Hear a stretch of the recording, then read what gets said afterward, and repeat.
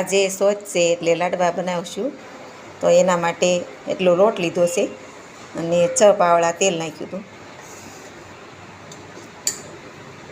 આ રીતે 6 પાવડા તેલ યુઝ કર્યું છે. 15 મિનિટ રેસ્ટ આપ્યો, પાણી ગરમ કર્યું છે. હવે લોટ બાંધશું. ભાખરીનો લોટ બાંધીને રેડી કરી નાખ્યો છે. પછી ભાખરી બનાવશું.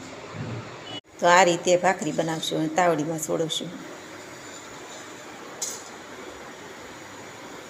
ભાખરી બનાવીને રેડી કરી નાખી છે. આ રીતે શેકીને તાવડીમાં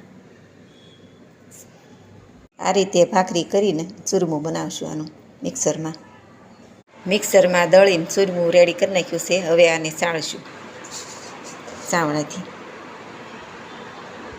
આ સાવણીએ ચૂરમું ચાળી નાખ્યું છે. આ રીતે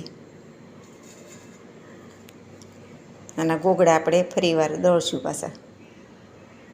એટલું ચૂરમું લીધું છે, એટલો ગોળ લીધો છે, એટલું ટોપરું છે, ખસખસ છે, કાજુ, બદામ બંનેને 10 મિનિટ પાણીમાં પલાળવાના, પછી કટિંગ કરવાના. આ રીતે ગોળ ગરમ મૂકી દીધો છે. એમાં ઘી નાખશું. ખાલી ગરમ થાય ને ઓગળી જાય ત્યાં સુધી રાખવાનું.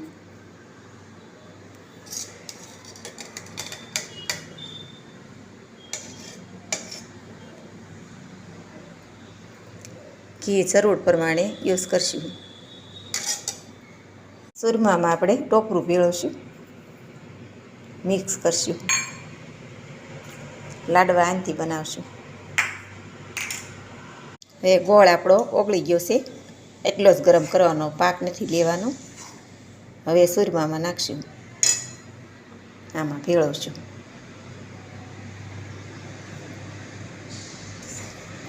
પાક લેશો તો કડક થઈ જશે, એટલે પાક નહીં લેવાનો, ખાલી ઓગાળવાનો. કાજુ બદામને આ રીતે કટિંગ કરી નાખ્યા છે, પાણીમાં જ કાઢીને.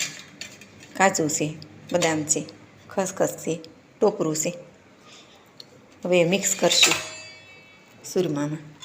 ગોળ ભેળવી દીધો છે, કાજુ બદામને ટોપરું પહેલાં હવે રેડી છે આપણું ચૂરમું. લાડવા બનાવશું આને.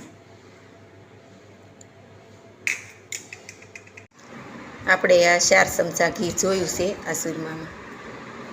કમ્પ્લીટ છે. લાડવા બનાવશું. આ રીતે લાડવા બનાવવાના.